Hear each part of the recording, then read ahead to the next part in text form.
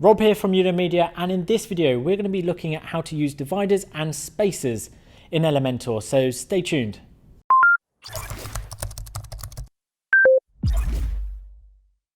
At Unimedia, we help companies to grow and thrive using the latest tools, tricks and marketing techniques. From websites to online marketing, automated sales funnels, social media and much more. We're always releasing new content on our YouTube channel, so make sure you click the like, subscribe and notification button to make sure that you don't miss out. Just before we get going, I want to tell you about an exclusive offer we have on at the moment.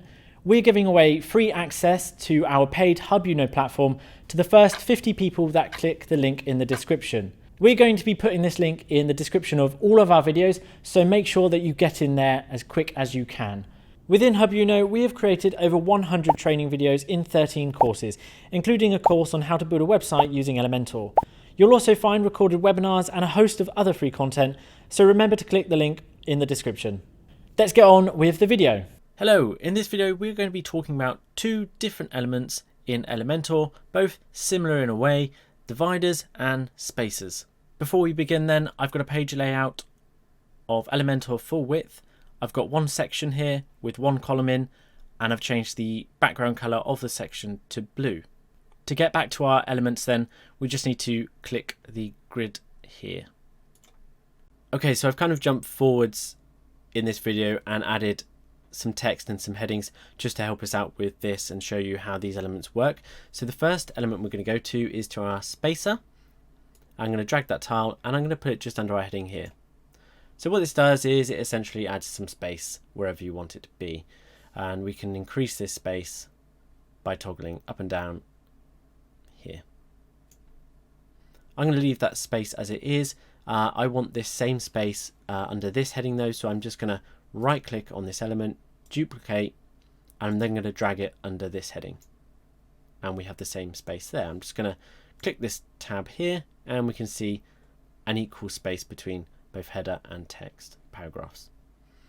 Let's open the tab back up and let's look at our divider element. So let's go back up to our grid here. Let's drag our divider tile now between this paragraph and heading, and this is our default divider. As you can see, we've got loads of different styles to choose from here, from solid to dotted. We've got slashes, we've got even fir trees. I'm just going to go with a nice simple solid. We've got width here. I'm going to leave it on 100. We've got alignment left, center and right. Of course, if I click center now, it won't look any different, but it would if I had it on, say, 50%. In fact, I'm going to keep it on 50%. Let's go with that. We can also add an element then. So we've got text and icon. If you select text, you can change that in this box here and you can see where it appears. We've also got icons. I'm just going to leave it on the default star for now. Insert. So I'll now just pause for a moment for you to add your own divider in and your own spacer, just to play around with the settings, and then we're going to style these. Okay, so let's style our divider then. Let's go up to style.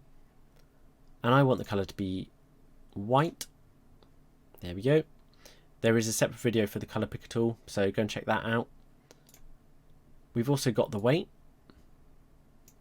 so that makes the line thicker, as you can see. Let's just go with 3.5. We've also got gap, which is the space above and below the divider. We'll just leave it at that. And we can also style our icon. So we can have it on the default, which is just the icon itself. We can have it stacked, which is a solid box around it, or we can have it framed. And I'm going to stick with framed for now. We can change the size. Let's just go with that. We can do the padding as well. So that's the space between the frame and the icon itself.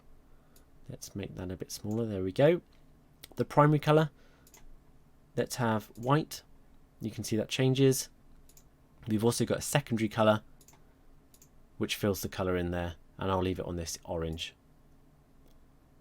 We can also change the position, left, center, right. I'm going to go with center. And we've also got spacing, and as I toggle that, it's the space between the divider and the icon itself. We can also rotate our icon. As you can see, I'll just leave it on 0. We've got border width. As you can see, that gets thicker the higher we increase the number. Let's leave it on 5. And we've also got border radius, so we can round the corners or even make it a circle if we want.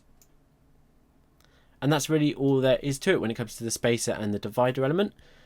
Of course, don't forget to click the green update button when you're finished, and we will see you in the next video.